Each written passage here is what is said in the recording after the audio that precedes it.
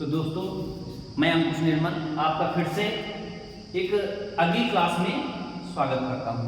ठीक है, इसके पहले हमने गंगा नदी प्रवाह मार्ग के बारे में हमने आपको बताया था। ठीक है, आज हम जो क्लास लेने जा रहे हैं वो गोदावरी प्रवाह मार्ग की बात कर रहे हैं। जो ये दक्षिण भारत में ये नदी बहती है और ये गिरती कहाँ पर है? ये बे ऑफ बंगाल यानी बंगाल की खाड़ी में गिरती है। आज के पूरी इसकी डिटेल के विषय में हम जानेंगे। ठीक है, सबसे पहले गोदावरी नदी जो है उसे दक्षिण गंगा और वृद्ध गंगा के भी नाम से जानते हैं। सबसे पहला पॉइंट क्या हो जाएगा? इसे दक्षिण गंगा और वृद्ध गंगा के नाम से जानते हैं। दूसरा पॉइंट क्या हो जाएगा? गंगा के बाद भारत की दूसरी सबसे लंबी नदी, गंगा के बाद भारत की दूसरी सबसे लंबी नदी है, जो कि इसकी लंबाई कितनी है?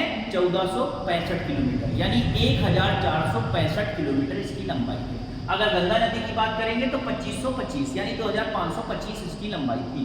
पर दूसरे नंबर पर कौन सी आती है? हमारी गोदावरी नदी, जिसकी लंबाई 1465 किलोमीटर।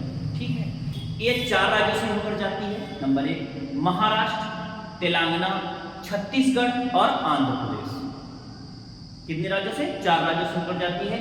महाराष्ट्र, तेलंगाना, छत्तीसगढ़ और आंध्र प्रदेश से होकर जाती है। क्वेश्चन पूछ सकते हैं कितने राज्यों से होकर जाती है? तो ये 4 राज्यों से होकर जाती है।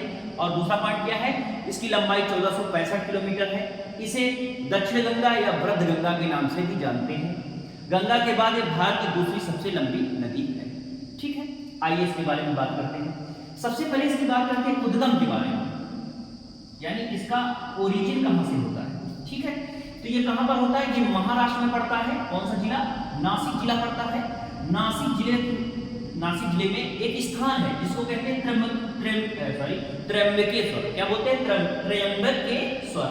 ठीक है, बड़ा नाम इसका पता है। ठीक है, त्र्यंबकेश्वर नाम है इसका। ठीक है, ये नदी यहां से स्टार्ट होती है। ठीक है, तो सबसे पहले ये बहती हुई जब अपने स्थान से होकर जाती है तो इसकी जो सबसे पहली जो फर्स्ट नदी, जो सहायक नदी है इसकी जो पड़ती है, उसको कहते हैं दरना नदी। कौन सी बोलते हैं? दरना नदी। ये कहां पर पड़ती है? कलुसबाई चोटी, यानी ये कहां से निकलती है? कलुसबाई चोटी से निकलती है। तुमसे पूछ सकते हैं क्वेश्चन में कि दरना नदी कहां से निकलती है, तो क्या हो जाएगा? कलुसबाई चोटी से निकलती है, जो कि इसकी गोदावरी की सहायक नदी है, सबसे पहली सहायक नदी है। ठीक है, इसके बाद ये नदी जाके गोदावरी में मिल जाती है।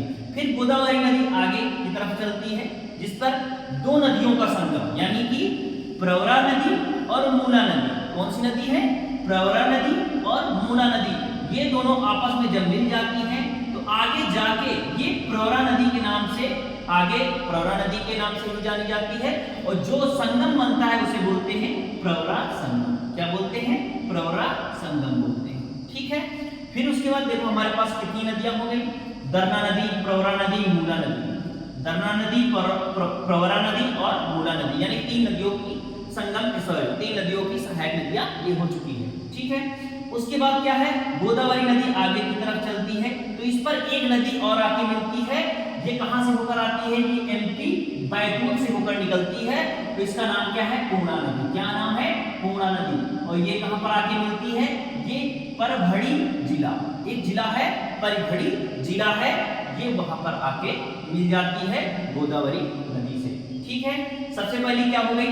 दरना नदी, प्रवरा नदी, मूला नदी और पूर्णा नदी। हमारे पास 4 इसकी सहायक नदियां हो गई। ठीक है, फिर आगे इसी की तरफ आगे हम चलते हैं तो आगे की तरफ जाते हैं। एक स्थान पड़ता है निजामाबाद। क्या पड़ता है? निजामाबाद। निजामाबाद में एक नदी आकर मिलती है। ये कहां से होकर आती है? ये अहमदनगर से होकर चलती है, जो इसका उद्गम है बालाघाटी पहाड़ी। बालाघाटी पहाड़ी से कौन सी नदी निकलती है? मंजीरा नदी। कौन सी निकलती है? मंजीरा नदी। ये नदी आकर कहां से पर मिलती है? ये निजामाबाद के पास आकर मिल जाती है। ठीक है, गोदावरी नदी अब आगे की तरफ चलती है। ठीक है, जब आगे की तरफ चलती है तो एक नदी और आगे इससे मिलती है। उस नदी को क्या बोलते हैं? प्राणहिता नदी। कौन सी बोलते हैं? प्राणहिता नदी। मगर प्राणहिता नदी कितने नदियों का संगम जो होता है, जो आकर यहाँ से मिलता है। ठीक है, सबसे पहले क्या है? यहाँ से एक स्थान है औरंगाबाद है, वहां पर पहाड़ियां हैं, औरंगाबाद की पहाड़ी। वहां से पैन गंगा नाम की नदी निकलती है। पैनगंगा नाम की नदी निकलती है। इसी पैनगंगा नाम की नदी में एक वर्धा नदी आकर भी मिल जाती है, यानी पैनगंगा के साथ कौन सी नदी मिल जाती है, वर्धा नदी मिल जाती है। ठीक है, फिर उसके बाद एक नदी और है वेनगंगा, क्या बोलते हैं, वेनगंगा नदी बोलते हैं, और ये कहां से निकलती है, एमपी महादेव की पहाड़ी से निकलती है।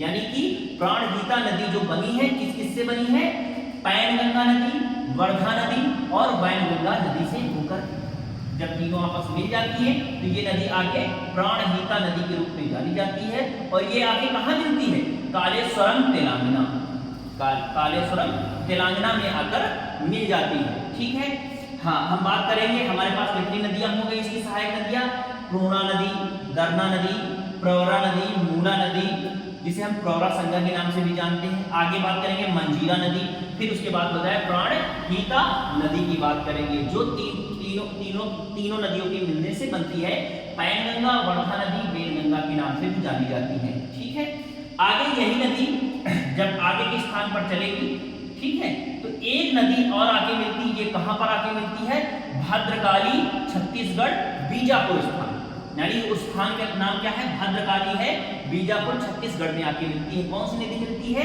इंद्रावती नदी। कौन सी नदी है, इंद्रावती नदी है, और ये कहां से निकलती है, ये कालाहांडी, कालाहांडी एक जगह है जो उड़ीसा के पास है, ये वहीं से निकलती है, और ये आगे कहां पर मिल जाती है, भद्रकाली में मिल जाती है। यानी कि इसकी एक और सहायक नदी कौन सी मिली, इंद्रावती नदी हमको मिल गई। ठीक है, फिर भद्रकाली बीजापुर छत्तीसगढ़ से होती हुई ये कहां पर जाती है, कौनवरम। कौन सा स्थान है, कौनवरम, जो कहां पर पड़ता है, आंध्र प्रदेश में पड़ता है। कहां पर पड़ता है, आंध्र प्रदेश में पड़ता है। कहां पर पड़ता है, आंध्र प्रदेश में पड़ता है। और एक दूसरी नदी है उड़ीसा से ही निकलती है, उस नदी का नाम है सबरी नदी। क्या नाम है, सबरी नदी, उड़ीसा से होकर आती है। ये नदी कहां पर मिलती है, कौनवरम, आंध्र प्रदेश में आकर मिल जाती है। ठीक है, इतनी बात समझ में आएगी। ठीक है, अब आगे यही नदी जो गोदावरी नदी है दो भागों में बढ़ जाती है। दो भागों में क्यों बढ़ जाती है, क्योंकि यहाँ पर जो इसका प्रवाह होता है वो कम हो जाता है, इसलिए ये दो नदियों की मतलब एक गौतमी नदी गोदावरी और एक कौन सी है, वशिष्ठ गोदावरी। ये गोदावरी के ही दो भाग हैं। ठीक है, जो दो भागों में अलग हो जाते हैं गोदावरी, और ये दोनों नदी कहां पर आके मिलती हैं, ये आके मिलती क्या है, ये बंगाल की खाड़ी में आके गिर जाती है, जिसे मिलना भी आप कह सकते हैं। जो वशिष्ठ गोदावरी और गौतमी गोदावरी ये दोनों आके कहां गिरती है, बंगाल की खाड़ी में गिरती है। दक्षिण भारत की जो हमारी गोदावरी नदी है, दक्षिण भारत की सबसे लंबी नदी है गोदावरी, दक्षिण भारत की सबसे लंबी नदी भी है गोदावरी। ठीक है, इसे वृद्धगंगा या दक्षिण गंगा के नाम से जानते हैं। गंगा के बाद भारत की सबसे लंबी नदी, जिसको हम सबसे लंबी नदी है, और इसकी लंबाई 1465 किलोमीटर है। ये 4 राज्यों से होकर जाती है, महाराष्ट्र, तेलंगाना, छत्तीसगढ़ और आंध्र प्रदेश। ठीक है, हम बात करेंगे इसकी सहायक नदियों के बारे में, है ना। तो सबसे पहले देखेंगे इसका उद्गम कहां से हुआ। इसका उद्गम त्र्यंबकेश्वर, नासिक जिला से हुआ है। ठीक है, जिसकी सहायक नदियां हैं, पूर्णा नदी जो एमपी बैतूल से होकर निकलती है, दरना नदी कलुष बाई चोटी से होकर निकलती है। फिर दो नदियों का संगम जो है, जो प्रवरा संगम कहलाता है, प्रवरा नदी और मूला नदी के नाम से बनता है। ठीक है, आगे परभणी जिला है, परभणी जिला है, जिस पर आगे एक नदी यानी पूर्णा नदी आके मिलती है। ठीक है, आगे यही नदी निजामाबाद के पास आती है, यहाँ से एक नदी आकर मिलती है जिसे मंजीरा नदी कहते हैं, जो अहमदनगर के पास पड़ती है और बालाघाट पहाड़ी से होकर जाती है, यानी वहां से उसका उद्गम है। फिर आगे बात करेंगे कालेश्वरम तेलंगाना, यानी कालेश्वरम एक स्थान है जो तेलंगाना में पड़ता है। यहाँ पर प्राणहिता नदी एक आती है, जो 3 नदियां आकर मिलती हैं, प्राणहिता बनाती हैं, जिसे पैनगंगा, वर्धा नदी और वैनगंगा के नाम से भी जानते हैं। वैनगंगा एमपी महादेव पहाड़ी से निकलती है, पैनगंगा औरंगाबाद की पहाड़ी से निकलती है। ठीक, आगे बात करेंगे इंद्रावती नदी, जो उड़ीसा और कालाहांडी उड़ीसा राज्य है, इंद्रावती नदी वहां से निकलती, जो स्थान क्या है, कालाहांडी है। ये कहां पर आके मिलती है, ये भद्रकाली स्थान है जो बीजापुर छत्तीसगढ़ में पड़ता है। ठीक है, उसके बाद सबरी नदी है जो उड़ीसा में पड़ती है। ठीक है, वो कहां आके मिलती है, कौनवरम। कौन सा स्थान है, कौनवरम, जो आंध्र प्रदेश में पड़ता है। आगे जाके इसका प्रवाह बहुत धीरे हो जाता है, जो ये दो गोदावरी दो नदियों में विभाजित हो जाती है, जिसे हम गौतमी गोदावरी और वशिष्ठ गोदावरी कहते हैं। और ये दोनों गोदावरी नदियां हैं जो जहां पर बंगाल की खाड़ी में आकर गिर जाती हैं। ठीक है, हाँ, ये आप चाहे इसकी स्क्रीनशॉट ले सकते हैं या नोट कर सकते हैं। ये बहुत इंपॉर्टेंट नदी है जो गोदावरी के प्रवाह का मार्ग बता रहे हैं और इसकी सहायक नदियां बता रहे हैं। सहायक नदियां कहाँ से निकलती है ये भी बता रहे हैं, किन राज्यों से होकर जा रही हैं। ठीक है, अगर आप इसकी स्क्रीनशॉट लेंगे, अगर ये क्लास अच्छी लगी तो प्लीज आप लाइक करिए और सब्सक्राइब कर लीजिए और कमेंट तो जरूर करिए। आप कमेंट में आप हमको बताइए आपको और किस तरह की वीडियो चाहिए, किस तरह के हम वीडियो बनाएं जो आपके लिए अच्छे हों या आप उसे देखना चाहते हैं। ठीक है, हाँ ठीक है, हाँ, अब गोदावरी प्रवाह मार्ग हो गया है। ठीक है, अब इसकी आगे वाली क्लास हम एक नदी के बारे में ही बात करेंगे।